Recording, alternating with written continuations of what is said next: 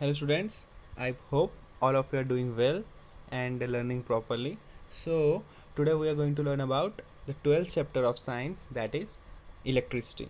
Students, electricity is very important chapter and दोनों नज़रिए से बहुत इंपॉर्टेंट है, टेंथ में भी बहुत इंपॉर्टेंट है एंड साथ ही साथ में ये चैप्टर इन फ्यूचर भी आपको इसके बेसिक्स क्लियर होना बहुत ही इंपॉर्टेंट है। फ्यूचर में भी अगर आप नॉन मेडिकल सेक्शन में जाते हैं तो ये चैप्टर बहुत ही ज़्यादा इंपॉर्टेंट है। तो ठीक है, शुरू करते हैं डेफिनेशन के साथ में, जैसे कि हम हमेशा करते हैं। तो इलेक्ट्रिसिटी का मतलब क्या होता है, इलेक्ट्रिसिटी किस चिड़िया का नाम है, क्या है इलेक्ट्रिसिटी, तो उसको हम कैसे डिफाइन करते हैं देखते हैं।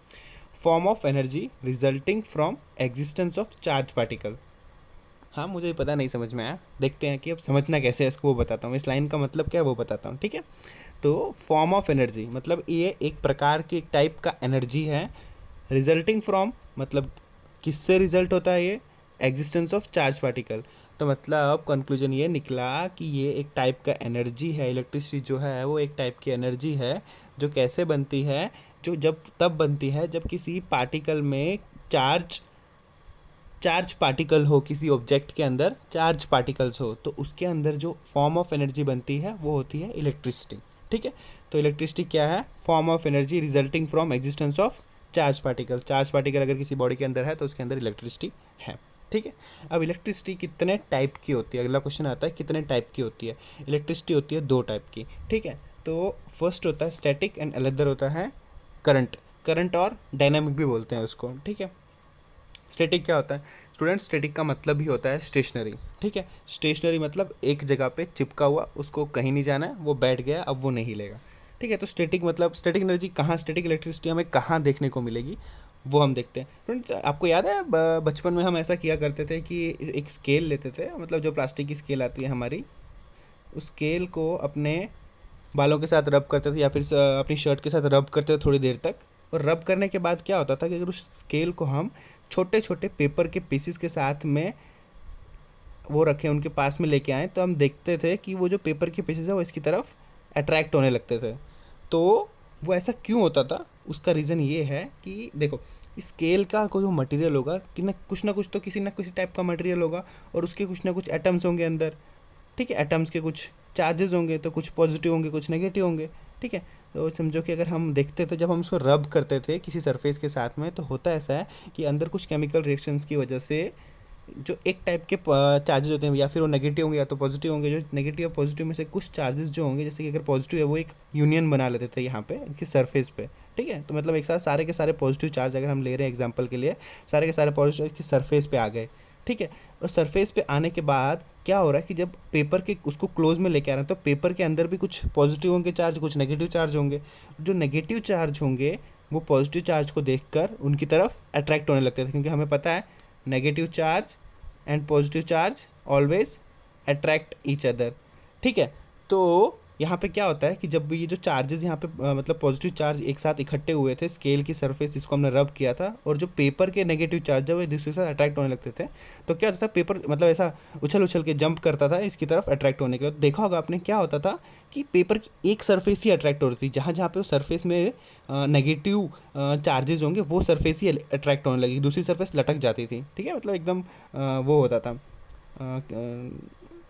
एक एक सरफेस ही खाली कनेक्ट होता, पूरा पेपर कनेक्ट नहीं हो जाता था। ठीक है, तो ये रहा हमारा स्टैटिक एनर्जी। स्टैटिक हमने क्यों बोला इसको, क्योंकि ये जो चार्ज यहाँ पे जनरेट हुआ कहीं जा नहीं रहा था, मतलब एक बार हो गया जनरेट वहीं पे बैठा हुआ है, तो इसको हम बोलेंगे स्टैटिक इलेक्ट्रिसिटी। ठीक है, दूसरा होता है करंट इलेक्ट्रिसिटी। अब करंट इलेक्ट्रिसिटी क्या होता है, करंट इलेक्ट्रिसिटी और डायनामिक इलेक्ट्रिसिटी का मतलब ही होता है, करंट का मतलब ही होता है मूवमेंट, इसका इसका डायरेक्ट कनेक्शन है मोशन के साथ में। तो ये कब होता है, जिसका सबसे ज़्यादा एग्जांपल ज़्यादातर हमें इन जनरल जो हमारी चीज़ें हमें मिलेगी, वो जो करंट मिलेगी वो हमें डायनामिक फॉर्म में ही दिखेगी। जैसे कि आप एग्जांपल लेते हैं कि आपने एक घर पे लैंप है, एक लैंप है, तो लैंप हमारा, अगर मेरा ऐसा लैंप है तो उसकी वायर को मैंने प्लग में प्लग इन किया, अपने सॉकेट में डाला, सॉकेट से करंट आई और प्लग, ये लाइट अपना ये जलने लग गया लैंप। ठीक है, लाइट देने लग गया, इल्यूमिनेट हो गया। ठीक है, तो यहाँ पे क्या हुआ कि यहाँ से जो करंट मतलब यहाँ से इलेक्ट्रिसिटी फ्लो करके यहाँ तक गई। ठीक है, स्टैटिक नहीं रही ना, ये फ्लो कर रही है, मतलब इसके वायर के थ्रू यहाँ से जा रही है। तो ये जो हमारी फॉर्म ऑफ इलेक्ट्रिसिटी हुई, इसको हम बोलेंगे करंट और डायनामिक फॉर्म ऑफ इलेक्ट्रिसिटी। ठीक है, और हम स्टूडेंट्स इस चैप्टर के अंदर मतलब यहाँ पे अपनी 10th क्लास के अंदर ओनली एंड ओनली ये पढ़ने वाले हैं, अपना current electricity dynamic form, static form हमें नहीं पढ़ना है। तो अगर हम इसके हिसाब से इसकी डेफिनेशन देखें कि अगर करंट इलेक्ट्रिसिटी की डेफिनेशन क्या बनेगी, तो उसको हम बोलते हैं स्टूडेंट्स, इसको बोलते हैं हम फ्लो ऑफ चार्जेस, ठीक है। और हम ये भी बोलते हैं flow of electrons. Charges basically electrons ही होते हैं, ठीक है। चार्जेस दोनों टाइप के होते हैं, नेगेटिव पॉजिटिव, लेकिन इलेक्ट्रॉन्स को भी हम बोल सकते हैं क्योंकि यहाँ पे हमारे केस में इलेक्ट्रॉन्स ही फ्लो करेंगे, ठीक है।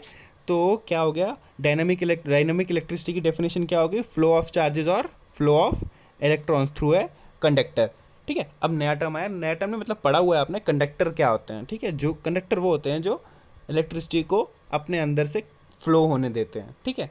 तो कंडक्टर्स भी दो टाइप के होते हैं, होते हैं good conductor and bad conductor. Good conductor वो वाले टाइप के कंडक्टर होते हैं, वो मटेरियल जो अपने अंदर से इलेक्ट्रिसिटी को फ्रीली मूव करने दे, फ्रीली फ्लो करने दे, उसको हम बोलेंगे गुड कंडक्टर्स। और जो इसको मूव ही ना करने दे या फिर बहुत स्लो या फिर बहुत ही कम मूव करने दे, उसको हम बोलेंगे बैड कंडक्टर्स ऑफ इलेक्ट्रिसिटी। ये तो हमने पहले ही पढ़ लिया, ठीक।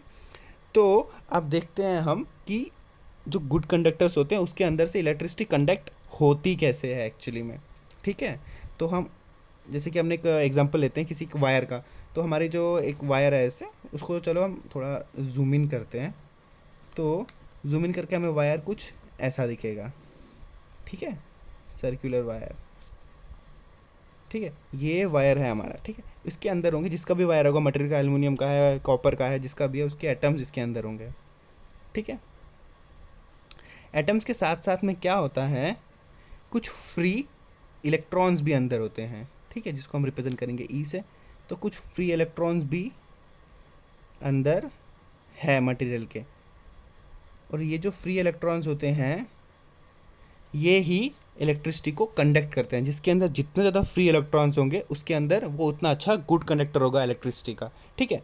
तो जनरली स्टूडेंट्स हमने पढ़ा होगा कि जो मेटल्स होते हैं उनको हम बोलते हैं गुड कंडक्टर्स। कोई भी एग्जांपल, एल्युमिनियम ले लो, कॉपर ले लो, गोल्ड ले लो, सिल्वर ले लो, ये सब जो होते हैं ये गुड कंडक्टर्स होते हैं। और नॉन मेटल्स को हम जनरली बैड कंडक्टर्स बोलते हैं। तो इसका मतलब ये नहीं है कि ओनली मेटल्स ही कंडक्टर होते हैं। कंडक्टर मतलब ओनली सॉलिड्स ही कंडक्टर हो रहे हैं, ऐसा भी कुछ नहीं है। सॉलिड, लिक्विड, गैस तीनों कंडक्टर हो सकता है।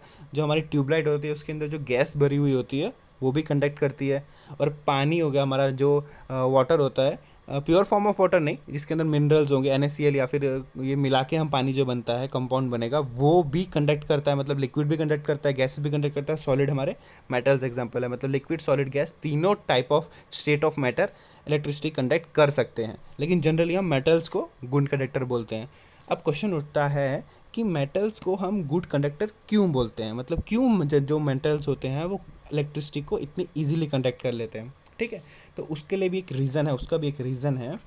जो मेटल्स होते हैं, जैसे कि हमने ये लिया है कॉपर मेटल लिया, तो इसके जो एटम्स होते हैं ना, उनका स्ट्रक्चर, उनका जो बनावट होती है वो नॉन मेटल से थोड़ी अलग होती है। जनरली जो इसके एटम्स होते हैं बड़े होते हैं, इन द सेंस साइज़ में बड़े होते हैं। तो क्या होता है कि अगर आप देखोगे, अगर सेंटर है, मतलब पॉजिटिव चार्ज जो है सेंटर, और जो उसके इलेक्ट्रॉन्स होते हैं वो बहुत दूर दूर होते हैं। मतलब ये जो डिस्टेंस है ये बहुत ज़्यादा होता है इन केस ऑफ, किसके केस में, मेटल्स के केस में। तो क्या होता है, कभी कभी अगर लास्ट के शेल, जो हमारा लास्ट का शेल है, उसके अंदर कुछ एक या दो इलेक्ट्रॉन्स होंगे, वो कभी कभी क्या हो जाते हैं, निकल जाते हैं इसके अंदर से। मतलब ये जो फोर्स हो जाता है, जो उसको फोर्स ऑफ अट्रैक्शन है नेगेटिव पॉजिटिव के बीच में, वो इतना कम हो जाता है कि वो इसके बाउंड्री से बाहर हो जाते हैं और वो ऐसे फ्रीली रोटेट करने लगते हैं। जैसे कि मैंने बताया था ये फ्रीली इलेक्ट्रॉन्स रोटेट कर रहे हैं, वैसे वो फ्रीली रोटेट करने। But in case of non metal के अंदर कैसा होता है कि जो ये इसका साइज़ होता है वो बहुत छोटा होता है। मतलब जो ये डिस्टेंस है, ये डिस्टेंस बहुत छोटा है। तो उससे वजह से क्या होता है कि इलेक्ट्रॉन्स प्रॉपरली बाउंड रहते हैं अपने सेंटर के साथ में, तो वो निकल नहीं पाते जल्दी। तो वहाँ पे उसकी स्टेट में ही जो इलेक्ट्रॉन्स होते हैं वो प्रेजेंट ही नहीं होते हैं, ठीक है। तो बहुत कम प्रेजेंट होते हैं, इसलिए वो इलेक्ट्रिसिटी को कंडक्ट नहीं कर पाते हैं। तो ये तो क्लियर हो गया हमारा कि मेटल्स क्यों इलेक्ट्रिसिटी को कंडक्ट कर पाते हैं। अब हमारा नया क्वेश्चन आता है कि कंडक्ट होते कैसे हैं, मतलब वो कंडक्ट क्यों हो रहे, कहाँ से इलेक्ट्रॉन आ रहे, कहाँ की ओर जा रहे हैं, ठीक है। तो उसको समझने के लिए हमें पढ़ना पड़ेगा, उसके लिए हमें देखना पड़ेगा कि एक वायर में से एक वायर है हमारा, उसको थोड़ा यहाँ पे हमने जूम इन करके रखा हुआ है, ठीक है, ये इतने एरिया में, मतलब यहाँ पे हमारे ये इसके अंदर एटम्स हैं, कॉपर वायर लिया तो ये कॉपर के एटम्स हैं, ठीक है। तो ये इसके अंदर जो फ्री इलेक्ट्रॉन्स है, जब ये ऐसे वायर रखा था, इसका तो कुछ कनेक्ट नहीं किया, ऐसे वायर पड़ा होगा, तो जो इलेक्ट्रॉन्स फ्री इलेक्ट्रॉन्स होंगे ना, इनका कोई डायरेक्शन नहीं होगा, कोई यहाँ की ओर जा रहा है, कोई यहाँ की ओर जा रहा है, कोई यहाँ की ओर जा रहा है, कोई यहाँ की ओर जा रहा है, कहीं की ओर भी जा रहे हैं, अंदर अंदर बैठे हुए हैं, ऐसा कोई मूव भी नहीं कर रहा है, स्टेशनरी बैठे हुए हैं, कुछ नहीं कर रहा है कोई भी, लेकिन कोई डायरेक्शन नहीं है, कुछ पर्टिकुलर एक टास्क नहीं कर रहा है कोई। लेकिन अगर इस वायर को हम एक बैटरी के साथ कनेक्ट कर देते हैं स्टूडेंट्स, ये सिंबल होता है बैटरी का, ये पॉजिटिव होता है, ये नेगेटिव होता है, ठीक है। तो बैटरी के अंदर कैसा होता है कि, चलो ठीक है, पहले बैटरी में देख लेते हैं कि बैटरी क्या चीज़ है, ठीक है। इसको हम देखते हैं बैटरी क्या चीज़ है। जैसे कि एक सेल ले लिया हमने, ठीक है, तो सेल के अंदर बेसिकली होता क्या है, एक सेल जो होती है हमारी, उसके अंदर बेसिकली होता क्या है, उसके अंदर होता है एक एलिमेंट होता है, ये साइड जो होता है पॉजिटिव होता है और ये साइड जो होता है नेगेटिव होता है, ठीक है। तो इसके अंदर बेसिकली हो क्या रहा होता है कि जो ये अंदर एक केमिकल रिएक्शन हो रही होती है, ठीक है। उस केमिकल रिएक्शन की वजह से क्या होता है कि जो ये सेंटर का जो पार्ट है, ये एलिमेंट है, ये अपने इलेक्ट्रॉन्स गिव अप कर रहा होता है, और यहाँ पे इलेक्ट्रॉन्स एकदम मतलब इकट्ठे हो रहे होते हैं, एकदम ग्रुप में जमा हो रहे होते हैं, ठीक है। तो ये इलेक्ट्रॉन्स यहाँ पे जमा हो रहे हैं, ये इलेक्ट्रॉन गिव अप कर रहे हैं। स्टूडेंट्स अगर हम याद करेंगे, हमने ये रिएक्शन पढ़ी है, किस टाइप की रिएक्शन होगी ये, यस, ये रिडॉक्स रिएक्शन होगी, क्योंकि इसके अंदर क्या हो रहा है, इलेक्ट्रॉन गिव अप कर रहा है, एक मटेरियल, एक मैटर, एक एटम जो भी हो रहा है वो इलेक्ट्रॉन्स गिव अप कर रहा है। जब इलेक्ट्रॉन गिव अप होता है तो वो रिएक्शन कौन सी होती है, रिडॉक्स रिएक्शन, ठीक है, ऑक्सीडेशन हो रहा है इसके अंदर। तो ये इलेक्ट्रॉन्स यहाँ पे एक साथ इकट्ठे हो गए हैं, ठीक है। अब ये इलेक्ट्रॉन्स यहाँ पे इकट्ठे हो गए, इन सबको बाहर निकलना है, तो वो बाहर निकलने के लिए क्या करेंगे, जैसे ही उसके सामने वायर कनेक्ट किया, तो वो वायर के थ्रू यहाँ से फ्लो होके, यहाँ से फ्लो होके एक सर्किट बना देंगे, उसको हम बोलते हैं इलेक्ट्रिक सर्किट। तो इलेक्ट्रिक सर्किट की डेफिनेशन भी हमारी क्या होती है, a continuous and close path of an electric current is called an electric circuit. Notes में दिया हुआ है, तो इसलिए खाली वहाँ से आप रेफ़र कर लेना, तो इस पर ज़्यादा ध्यान नहीं देंगे। अब हम यहाँ पे आते हैं, देखो क्या होगा कि जैसे ही हमने बैटरी को कनेक्ट किया, तो वायर के थ्रू क्या हो गया, इलेक्ट्रॉन्स जो यहाँ पे इकट्ठे हुए थे, यहाँ से जाने लगे, जंप करने लगे, यहाँ से जंप करते करते पूरे इसमें कनेक्ट हो गया, पूरा सर्किट कंप्लीट हो गया। और जैसे ही वो यहाँ पहुँचते हैं ना, तो जो अंदर के इलेक्ट्रॉन्स इसके अंदर थे, वायर के अंदर जो इलेक्ट्रॉन्स थे, जैसे ही हमने कनेक्ट किया, वायर के अंदर जो इलेक्ट्रॉन्स पहले से फ्रीली रूम पड़े हुए थे, उनको एक डायरेक्शन मिल गई, मतलब इस जिस डायरेक्शन से बैटरी कनेक्ट की होगी उस डायरेक्शन में वो फ्लो करने लग गए यहाँ से। देखो स्टूडेंट्स, एक इंपॉर्टेंट बात है जो आपको हमेशा याद रखनी पड़ेगी, जो एक बहुत ही बेसिक चीज़ है। स्टूडेंट्स इसमें जल्दी, ज़्यादातर स्टूडेंट्स इसमें गलती कर लेते हैं, वो चीज़ हमें यहाँ पे हम समझते हैं कि देखो, जो इलेक्ट्रॉन्स होते हैं ना, वो हमेशा नेगेटिव से पॉजिटिव की तरफ फ्लो करते हैं, ठीक है। लेकिन जो इलेक्ट्रिक करंट होती है ना, उसको हम हमेशा रिप्रेजेंट करते हैं पॉजिटिव टू नेगेटिव, ठीक है। जब भी आप सर्किट ड्रॉ करोगे, कोई भी सर्किट ड्रॉ कर रहे हैं, बीच में कुछ भी लग रहा है, लैंप लग रहा है कोई, या फिर रेजिस्टेंस लग रहा है कोई, ये रेजिस्टेंस का सिंबल हो गया, कोई रेजिस्टेंस लग रहा है, तो हमेशा हमें कैसे ही बताना पड़ेगा इलेक्ट्रिक करंट को बताना पड़ेगा पॉजिटिव से नेगेटिव की तरफ। लेकिन नो डाउट हमें पता है कि इलेक्ट्रॉन्स जो फ्लो होते हैं वो नेगेटिव से पॉजिटिव की तरफ होते हैं, और पर इलेक्ट्रिक करंट जो फ्लो होती है वो पॉजिटिव टू नेगेटिव होती है। ऐसा क्यों होता है, एक्चुअली इसका रीज़न है, बोलो सिल्ली सा रीज़न है। रीज़न ये है कि जब सबसे पहले जो इलेक्ट्रिसिटी डिस्कवर हुई थी, तब उनको नहीं पता था कि इलेक्ट्रॉन्स क्या फ्लो कर रहे हैं, कुछ पता नहीं था। लेकिन इलेक्ट्रिक करंट डिस्कवर हो गई थी, तो तब उनका ऐसा मानना था कि पॉजिटिव से नेगेटिव की तरफ फ्लो होगी, क्योंकि सिंपल सी बात है ना कि पॉजिटिव मतलब ज़्यादा, नेगेटिव मतलब कम, तो उनका ऐसा मानना था कि पॉजिटिव से नेगेटिव की तरफ फ्लो होगी। तो तब से ये सिंबल बन चुका है कि हमेशा करंट को माना जाता है कि वो पॉजिटिव से नेगेटिव फ्लो हो रही है, ठीक है, कन्वेंशनल वे है इसका। तो ये रहा हमारा इलेक्ट्रिक सर्किट, ठीक है। अरे इतनी जगह हमने, अब एक और पॉइंट आता है, हम ना इतनी जगह हम चार्ज पढ़ रहे हैं, ये चार्ज होता क्या है, ठीक है। तो सबसे पहले देखते हैं हम चार्ज किस बला का नाम है। चार्ज को रिप्रेजेंट करते हैं क्यू के साथ में, कैपिटल क्यू, ठीक है, स्मॉल भी हो सकता है, कैपिटल हो सकता है। इसको बोलते हैं हम चार्ज, ठीक है। चार्ज कितने टाइप का होता है, चार्ज होता है 2 टाइप का। कौन कौन सा students, yes, positive negative, positive and negative, कितने टाइप का चार्ज हुआ, 2 टाइप का, पॉजिटिव एंड नेगेटिव, ठीक है। एंड अब चार्ज क्या होता है बेसिकली, चार्ज एक प्रॉपर्टी होती है किसी भी मैटर की, किसी भी मटेरियल की, किसी भी पार्टिकल की, किसी भी एटम की एक प्रॉपर्टी होती है चार्ज। या तो वो नेगेटिव होती है या तो वो पॉजिटिव होती है। अगर किसी के अंदर भी हम बोलते हैं इसके अंदर चार्ज है तो वो 2 टाइप का हो सकता है, या तो पॉजिटिव या तो नेगेटिव। चलो इसका एग्जांपल लेते हैं, ठीक है। एक इलेक्ट्रॉन लेते हैं हम, जैसे कि एक इलेक्ट्रॉन है हमारा, जो ये इलेक्ट्रॉन है मतलब ये नेगेटिवली चार्ज है, तो इसको हम यहाँ पे ऐसे रखते हैं। तो हमेशा जो ये चार्ज होता है ना अपने आजू बाजू एक फील्ड बनाता है जिसको हम बोलते हैं इलेक्ट्रिक फील्ड। अब इलेक्ट्रिक फील्ड कैसा होता है, सिंपल है, जैसे कि शहर का मतलब कोई कोई गुंडा होता है, कोई मतलब कोई विलन है, तो वो क्या करेगा, अपने एरिया एक होता है, उसके एरिया में उसका दबदबा होता है। तो वैसे ही ये चार्ज है एक, इसका एक एरिया होता है अपना, उस एरिया में कोई भी बाहर का बंदा मतलब बाहर का चार्ज नेगेटिव या पॉजिटिव कोई भी अगर आता है तो उस पर मतलब यहाँ से जा रहा है वो, अगर वो इसके आजू बाजू से कहीं से निकलता है तो इस पर इसका इफेक्ट होता है। जस्ट लाइक अगर गुंडे के साथ में कोई दोस्त बनता है कोई दुश्मन बनता है, वैसे ही चार्ज जो होता है कोई इसकी तरफ अट्रैक्ट होता है कोई रिपेल होता है। वो अट्रैक्ट रिपेल कैसे होगा, अगर वो नेगेटिव है तो यहाँ से रिपेल होगा, और अगर पॉजिटिव है तो अंदर की तरफ अट्रैक्ट होगा। और जो ये फील्ड बनता है उसको बोलते हैं हम इलेक्ट्रिक फील्ड। उसकी डेफिनेशन स्टूडेंट्स लिख लो, ये नोट्स में नहीं होगी शायद, तो ये लिख लो अगर आप लिखनी है तो। क्या होती है डेफिनेशन इलेक्ट्रिक फील्ड की, a region or an area around a charge particle or object within which a force would be exerted on other charge particle or objects. मतलब जैसे मैंने बताया था कि अगर जो other charge particles or objects है उसके ऊपर जब वो यहाँ की तरफ आने लगे तो उसके ऊपर फोर्स एक्सर्ट होगा, कि पॉजिटिव या नेगेटिव, वो डिपेंड करता है कि चार्ज कौन सा है, ठीक है। तो ये रहा हमारा इलेक्ट्रिक फील्ड।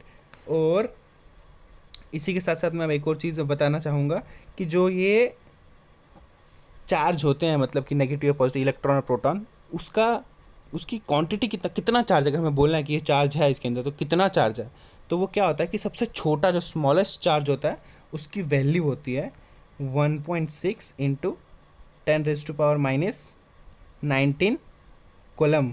अभी कोलम कहाँ से आया, एक्चुअली कोलम जो होता है वो चार्ज का ऐसा यूनिट होता है, ऐसा unit of charge is coulomb, ठीक है।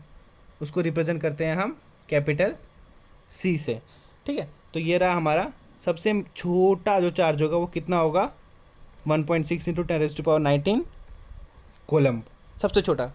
अगर वो पॉजिटिव है तो पॉजिटिव, नेगेटिव है तो नेगेटिव, लेकिन सबसे छोटा ही है। प्रोटॉन होगा तो पॉजिटिव, इलेक्ट्रॉन होगा तो नेगेटिव, ठीक है, ऐसा भी हम कह सकते हैं। ये रहा हमारा चार्ज। चार्ज का डेफिनेशन आ गई, छोटा चार्ज ये हो गया, उसका सिंबल भी आ गया, ऐसा यूनिट भी आ गया, ठीक है। तो चार्ज यहाँ पे ख़त्म होता है। तो उसके बाद हमारी अगली डेफिनेशन जो आती है, अगली चीज़ जो हमें पढ़नी है वो है, फिर से शुरू होगा हमारा इलेक्ट्रिक करंट। इलेक्ट्रिक करंट होती क्या है, ठीक है। इलेक्ट्रिक करंट, ठीक है। इलेक्ट्रिक करंट इज बेसिकली, इसको रिप्रेजेंट करते हैं हम आई के साथ में, ठीक है। तो इसका मतलब क्या है, इसका मतलब होता है, इलेक्ट्रिक करंट का मतलब होता है rate of flow of electrons. क्या होता है, rate of flow of electrons या फिर rate of flow of charge, ठीक है। जब भी हम रेट वर्ड का यूज़ करें ना तो मतलब समझ लेना होता है डिवाइडेड बाय टाइम, ठीक है। तो मतलब आई किसके बराबर हो गया, चार्ज डिवाइड बाय टाइम।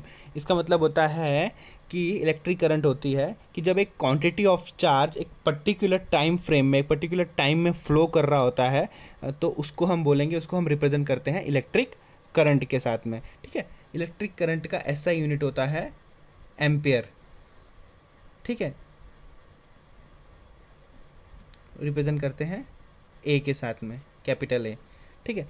तो अब एक एम्पियर क्या होता है, देखो जो अपना चार्ज है उसका यूनिट होता है कोलम, ठीक है, सी, और टाइम का यूनिट होता है सेकेंड।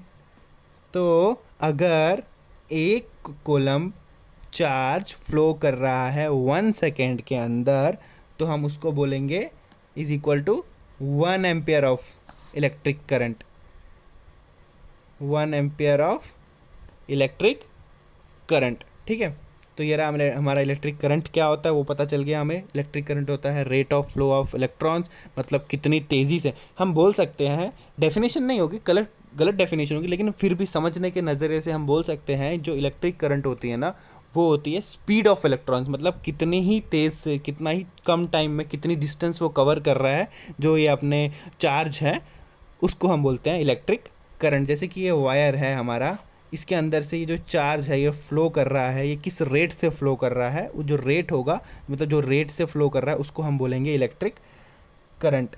और ये किससे मेजर किया जाता है, मतलब किस में मेजर किया जाता है, एम्पियर में। ठीक है, 1 एम्पियर कितने के बराबर होता है, 1 एम्पियर का क्या होगा, when 1 coulomb of charge is flowing in 1 second then it is known as 1 ampere of electric current. ये किससे मेजर किया जाता है, एमीटर से। एमीटर से मेजर किया जाता है। एमीटर क्या होता है, एक डिवाइस होता है जो मेजर करता है कोई भी सर्किट है। जैसे कि अंदर ये हमने एक सर्किट कनेक्ट किया हुआ है ऐसा, यहाँ पे एक लैंप लगा हुआ है और यहाँ पे ये इसको बैटरी के साथ कनेक्ट किया हुआ है हमने। ठीक है, तो अगर हमें देखना है कि इसके अंदर इलेक्ट्रिसिटी कितनी है, मतलब इसके अंदर इलेक्ट्रिक करंट कितना है, तो हम क्या करेंगे, यहाँ पे एक एमीटर लगा देंगे। एमीटर हमेशा किस में लगता है, सीरीज़ में। सीरीज पैरेलल क्या होता है वो नेक्स्ट चैप्टर में पढ़ेंगे, लेकिन देखो एमीटर हमेशा ऐसे कनेक्ट करना होता है। एमीटर का पॉजिटिव साइड हमेशा बैटरी के पॉजिटिव के साथ और नेगेटिव साइड हमेशा नेगेटिव के साथ में। और ये एमीटर कनेक्ट होकर हमें बता देगा कि इस सर्किट के अंदर कितनी इलेक्ट्रिक करंट है। ठीक है, कितना एम्पियर ऑफ करंट है। आपने पढ़ा है कि मतलब जो चार्जर होता है, 1 एम्पियर का चार्जर है, 2 एम्पियर का चार्जर है, वो होता है मतलब इलेक्ट्रिक करंट कितना उसमें से फ्लो हो रहा है, क्या रेट ऑफ उसका है चार्ज को फ्लो करने का। अब इलेक्ट्रिक करंट के साथ साथ में जो दूसरा इंपॉर्टेंट फैक्टर आता है वो आता है हमारा पोटेंशियल डिफरेंस। स्टूडेंट्स, ये बहुत इंपॉर्टेंट चीज़ है, बहुत ही ज़्यादा। इन दोनों के बीच का डिफरेंस समझना, इन दोनों को समझना। ठीक है, जो इलेक्ट्रिसिटी फ्लो हो रही होती है ना किसी भी कंडक्टर से, किसी भी मटेरियल के थ्रू, तो हमेशा वो इन दो फैक्टर्स पे डिपेंड करती है, मतलब उसमें इलेक्ट्रिक करंट कितनी है, उसमें पोटेंशियल डिफरेंस कितना है। ठीक है, अब पोटेंशियल डिफरेंस एक्चुअली होता क्या है, तो उसको समझने के लिए हम पहले इस वर्ड को समझेंगे। पोटेंशियल का मतलब क्या होता है, पोटेंशियल का ही मतलब होता है पावर, मतलब ताकत। ऐसे नहीं हमने सुना है कि हम बोलते हैं कि ये बच्चा बहुत अच्छा है, इसके अंदर बहुत पोटेंशियल है। ठीक है, मतलब पोटेंशियल मतलब क्या होता है, एक टाइप की ताकत होती है, एक टाइप की पावर होती है, कितनी पावर है उसके अंदर। पोटेंशियल डिफरेंस मतलब पावर का डिफरेंस। तो पोटेंशियल डिफरेंस को हम क्या बोलते हैं, किसी भी दो पॉइंट के बीच में पोटेंशियल डिफरेंस कितना है, मतलब कि उसके बीच में इसमें कितनी ताकत है, इसमें कितनी ताकत है, दोनों को माइनस करके देखेंगे तो पोटेंशियल डिफरेंस हमें मिल जाएगा। ठीक है, तो पोटेंशियल डिफरेंस को समझने के लिए हम एक एग्जांपल लेते हैं। ठीक है, एग्जांपल लेते हैं एक बकेट का। ठीक है, एक मेरे पास एक बकेट है, ऐसे मेरे पास एक बकेट है, उसके अंदर मैंने यहाँ तक पानी भरा हुआ है। ठीक है, ये मेरा पानी है बकेट के अंदर, और दूसरी बकेट है मेरे पास, दूसरी बकेट के अंदर मैंने इतना ही पानी भरा है। ठीक है, थोड़ा ही पानी है इसके अंदर। अब मैंने क्या किया, यहाँ पे इसको एक छेद कर दिया, यहाँ पे एक होल कर दिया, इसके अंदर भी एक होल कर दिया, इसके अंदर से पानी निकला और इसके अंदर से पानी निकलेगा। अब स्टूडेंट्स बताओ सबसे तेज़ पानी किसके अंदर से निकलेगा, फ्लो में सबसे, मतलब एकदम फुल पावर के साथ में। ऑफकोर्स इसके अंदर निकलेगा, क्योंकि इसके अंदर पे पानी ज़्यादा है, तो इतना पानी का वेट यहाँ पे लग रहा है। वेट लग रहा है मतलब फोर्स लग रहा है, जितना ज़्यादा फोर्स लगेगा उतना ज़्यादा पानी बाहर निकलेगा। तो ये इसका पोटेंशियल ज़्यादा है, हम ऐसा बोल सकते हैं, और इसका पोटेंशियल इसमें स्लो निकलेगा, इसका पोटेंशियल कम है। और जो ये डिफरेंस निकला उसको हम बोलेंगे पोटेंशियल डिफरेंस। ये तो पानी का हुआ, सेम ऐसा करंट में भी होता है। इसका एग्जांपल लेते हैं, जैसे कि अगर हम एक सर्किट लेते हैं, ये हमारा सर्किट है। ठीक है, यहाँ पे हमने इसमें लगा दिया, एक लैंप लगा दिया, यहाँ पे बैटरी के साथ कनेक्ट कर दिया उसको। देखो स्टूडेंट्स, ये बैटरी का सिंबल होता है, जो छोटा वाला साइड होता है ना वो नेगेटिव होता है, और जो बड़ा वाला साइड होता है वो पॉजिटिव होता है। ठीक है, तो ये बैटरी के साथ लगा दिया। हमने तो पहले ही पढ़ा था, मैंने बताया था आपको कि बैटरी के अंदर क्या होता है कि उसके नेगेटिव साइड पे इलेक्ट्रॉन्स एकदम बहुत सारे जमा हो जाते हैं। ठीक है, तो इतने सारे इलेक्ट्रॉन जमा हो जाते हैं ना कि यहाँ पे एक फोर्स आने लगता है उसके ऊपर, तो वो फोर्स एक्सर्ट करता है उसके ऊपर, तो यहाँ पे हाई पोटेंशियल हो जाता है उसका। पोटेंशियल मतलब उसकी पावर बहुत ज़्यादा बढ़ जाती है इलेक्ट्रॉन्स की। तो मैंने क्या बताया था आपको कि जो इलेक्ट्रिसिटी होती है वो कहाँ से फ्लो करती है, हाई पोटेंशियल से लो पोटेंशियल की तरफ। जैसे कि पानी था, ये हाई, यहाँ पे हाई पोटेंशियल, यहाँ पे लो पोटेंशियल, यहाँ से फ्लो करने लग गया वो। ठीक है, यहाँ पे लो पोटेंशियल है तो यहाँ से फ्लो करने लगा। सेम ऐसा यहाँ पे भी होता है कि बैटरी का जो नेगेटिव साइड होता है वहाँ पे पोटेंशियल इलेक्ट्रॉन्स का बहुत ज़्यादा बढ़ जाता है, उनकी पावर बहुत ज़्यादा बढ़ जाती है, तो वो यहाँ से निकलना शुरू कर देते हैं, ठीक है, वो फ्लो करना शुरू कर देते हैं ऐसे, ठीक है। तो बेसिकली हम अगर आप समझने चाहें ना तो पोटेंशियल डिफरेंस क्या होता है एक्चुअली, मतलब पोटेंशियल डिफरेंस को हम वोल्टेज भी बोलते हैं, ठीक है। पोटेंशियल डिफरेंस क्या होता है एक्चुअली, ये होती है पावर, ताकत, कितनी पावर के साथ में जो इलेक्ट्रॉन्स है वो फ्लो कर रहे हैं एक सर्किट के अंदर, उसको हम बोलेंगे उसका पोटेंशियल है, उसका पोटेंशियल डिफरेंस। और हमेशा कहाँ से जाएगा वो, हायर पोटेंशियल से लोअर पोटेंशियल की ओर, ठीक है। तो ये रहा हमारा पोटेंशियल डिफरेंस। तो पोटेंशियल डिफरेंस को हम कैसे लिखते हैं वो सब देखते हैं। पोटेंशियल डिफरेंस को वोल्टेज बोलते हैं, वोल्टेज भी बोला जाता है, ठीक है। तो इसको रिप्रेजेंट करते हैं हम लेटर V के साथ में, ठीक है। तो अब पोटेंशियल डिफरेंस किसके बराबर होता है वो हम देखते हैं। देखो अभी क्या हुआ कि जो यहाँ पे इलेक्ट्रॉन फोर्स जनरेट हुआ उसने डिस्टेंस कवर किया, मतलब फोर्स इनटू डिस्टेंस, और फोर्स इनटू डिस्टेंस क्या होता है, वर्क, ठीक है। और वर्क किसने किया, चार्ज ने, मतलब एक चार्ज के ऊपर वर्क किया गया हमने। तो मतलब जो पोटेंशियल डिफरेंस क्या होता है, वोल्टेज क्या होता है कि work done on a charge in a circuit is known as potential difference और वोल्टेज। तो मतलब ये किसके बराबर हुआ, work done by charge. Work done का यूनिट क्या होता है, जूल, और चार्ज का यूनिट क्या होता है, कोलम, ठीक है। तो इसका ऐसा यूनिट होता है, पोटेंशियल डिफरेंस का ऐसा यूनिट होता है हमारा वोल्ट, ठीक है। और इसको रिप्रेजेंट करते हैं V के साथ में, ठीक है। तो एक वोल्ट कितने बार होता है, मतलब एक वोल्ट अगर हमें बताना हो कि एक वोल्ट पोटेंशियल डिफरेंस है तो हम कैसे बताएंगे उसको। तो 1 volt of potential difference is equal to 1 joule of work done on 1 coulomb of charge, okay. So 1 volt is equal to 1 joule of work done on 1 coulomb of charge, okay. And ठीक है students, अभी conclusion निकालते हैं कि potential difference और electric current में क्या होता है, मतलब ये क्या चीज़ें हैं दोनों के दोनों।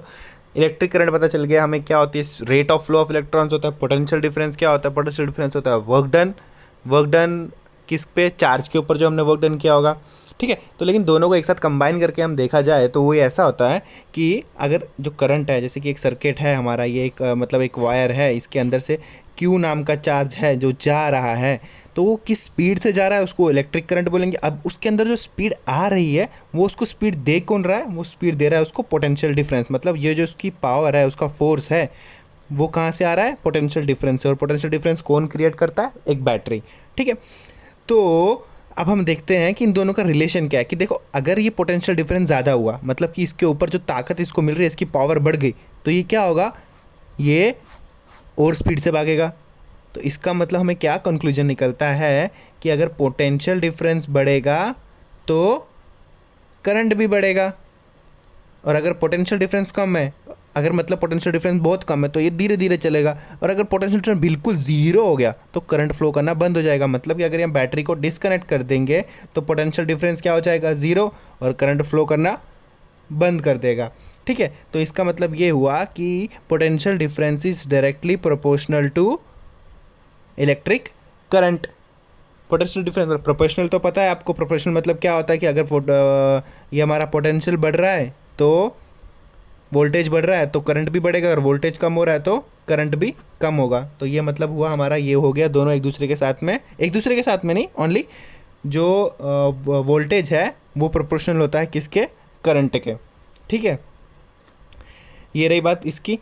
अब हमें अगर इसको इक्वल करना हो, हमें देखना हो कि वोल्ट कितनी करंट के बराबर होता है, कि मतलब अगर ये वोल्ट है, इतना वोल्ट पोटेंशियल डिफरेंस हम दे रहे हैं तो जो इलेक्ट्रिसिटी जनरेट होगी वो मतलब जो इलेक्ट्रिक करंट जनरेट होगी वो कितनी होगी। तो इन दोनों का डायरेक्ट रिलेशन क्या है, उसके लिए हमें प्रोपोर्शनलिटी कांस्टेंट लगाना पड़ेगा। तो वो ये होगा कि V is equal to I के साथ में मल्टीप्लाई करेंगे हम R, ये एक नई टर्म है, R मतलब रेजिस्टेंस, ठीक है। तो रेजिस्टेंस बहुत ही इंपॉर्टेंट चीज़ है, और जो ये V इज इक्वल टू आई आ रहा है ये आपने पहले ही पढ़ चुका है ओहम लॉ में, ओम्स लॉ, 8th में भी पढ़ा था ओम्स लॉ, ठीक है। तो V is equal to I R, ये अब तो पढ़ चुके हैं। तो अभी हम इसके बारे में और थोड़ा पढ़ते हैं। इसके बारे में क्या पढ़ेंगे हम कि रेजिस्टेंस क्या होता है। देखो आई वी तो पता चल गया, पोटेंशियल डिफरेंस क्या होता है, पावर जो एक चार्ज को मिलती है, जो चार्ज के ऊपर वर्क डन किया जाता है उसको, एक चार्ज के ऊपर जो वर्क डन किया जाता है उसको बोलते हैं उसका वोल्टेज।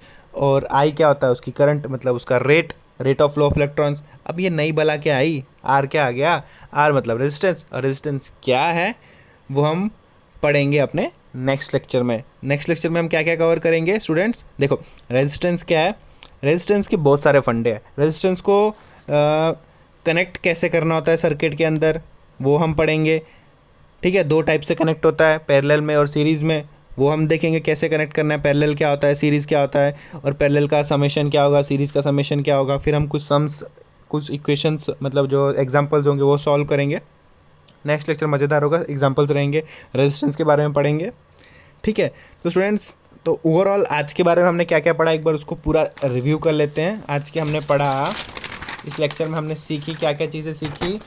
तो सबसे पहले हमने सीखा कि इलेक्ट्रिसिटी कितने टाइप की होती है, 2 टाइप की होती है, स्टैटिक होती है, डायनामिक होती है। इलेक्ट्रिसिटी खुद क्या होती है वो भी हमने पढ़ा, कि किसी पार्टिकल के अंदर, किसी बॉडी के अंदर कोई इलेक्ट्रिक चार्ज होगा तो उसके अंदर जो एनर्जी फॉर्म होगी वो होगी इलेक्ट्रिसिटी। उसके बाद हमने पढ़ा कि गुड कंडक्टर बैड कंडक्टर क्या होते हैं, वो भी समझ में आ गया।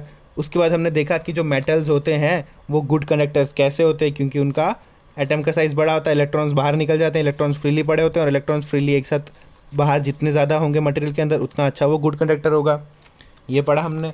उसके बाद पढ़ा हमने सर्किट क्या होता है, एक इलेक्ट्रिक सर्किट कैसे बनता है, कि जब एक बैटरी के साथ में हम पूरा सर्किट बना सकते हैं, ठीक है। उसके बाद पढ़ा हमने बैटरी कैसे होते हैं, कि कैसे जो रिएक्शन होता है अंदर पॉजिटिव नेगेटिव इलेक्ट्रॉन्स जो होते हैं जमा हो जाते हैं, इलेक्ट्रॉन्स फ्लो करने लगते हैं। उसके बाद पढ़ा हमने चार्ज कैसे होता है, कि मतलब नेगेटिव होता है पॉजिटिव होता है, एक इलेक्ट्रॉन जो होता है या फिर एक प्रोटॉन जो होता है आजू बाजू एक अपने फील्ड बनाता है जिसको हम बोलते हैं इलेक्ट्रिक फील्ड। और जो सबसे छोटा चार्ज होता है, मतलब एक सबसे छोटे चार्ज की वैल्यू कितनी होती है, 1.6 इंटू 10⁻⁻19 कोलम। एक कोलम मतलब जो एसआई यूनिट होता है, स्टूडेंट एसआई यूनिट मैं बोल रहा हूँ, एसआई यूनिट पता है ना, स्टैंडर्ड इंटरनेशनल, मतलब कि जो यूनिट वो जो पूरे मतलब हर एक देश में चलता है, जो हर एक देश में इसको वैलिडिटी है उसको बोलते हैं स्टैंडर्ड इंटरनेशनल यूनिट, ठीक है। तो ये रहा हमारा कोलम्ब होता है चार्ज का, ये पढ़िए हमने चार्ज के बारे में पढ़ा। ये नोट, ये जो हमारा नोट है ये लिख देना आप, ऐसा तो स्क्रीनशॉट लेके एक बार लिख लो, ठीक है। देख लो एक बार, स्क्रीनशॉट ले लो और लिख लो, ठीक है। ये रहा हमारा चार्ज। चार्ज के बाद हमने पढ़ा अपना इलेक्ट्रिक करंट। इलेक्ट्रिक करंट का सिंबल होता है आई। क्या होता है electric current, rate of flow of electrons होता है। आई कैसे रिप्रेजेंट होता है, आई होता है Q/T से। Q क्या होता है चार्ज, और T क्या होता है टाइम। चार्ज किस में होता है कोलम में, और टाइम किस में होता है सेकंड में। और इसका एक यूनिट क्या होता है, मतलब जो इसका SI यूनिट क्या होता है इलेक्ट्रिक करंट का, एम्पेयर होता है। एम्पेयर मेजर किससे करते हैं, एमीटर से, ठीक है। एमीटर लगता है कैसे, सीरीज़ में हम पढ़ेंगे सीरीज़ और पैरेलल क्या होता है, लेकिन एमीटर सीरीज़ में लगता है पॉजिटिव पॉजिटिव के साथ, नेगेटिव नेगेटिव के साथ में, ठीक है। ये पढ़ लिया। पोटेंशियल डिफरेंस पढ़ा हमने, कि पोटेंशियल डिफरेंस क्या होता है, पावर मतलब कितनी ताकत के साथ में कितने ज़ोर से वो चल रहे हैं इलेक्ट्रॉन एक वायर के अंदर, वो होता है उसका पोटेंशियल डिफरेंस। जितना ज़्यादा पोटेंशियल डिफरेंस होगा उतना ज़्यादा ताकत बढ़ेगी, उतना ज़्यादा स्पीड बढ़ेगी, उतना ज़्यादा रेट ऑफ स्पीड होगा, उतनी ज़्यादा करंट बढ़ेगी। मतलब जो पोटेंशियल डिफरेंस होता है, जो वोल्टेज होती है वो डायरेक्टली प्रोपोर्शनल होती है करंट के। अब हमने प्रोपोर्शनलिटी कांस्टेंट निकाल के एक नई टर्म लेके आए थे आर, और आर के बारे पढ़ेंगे हम अपने नेक्स्ट लेक्चर में, ठीक है। तो आज के लिए इतना ही, धन्यवाद, थैंक यू।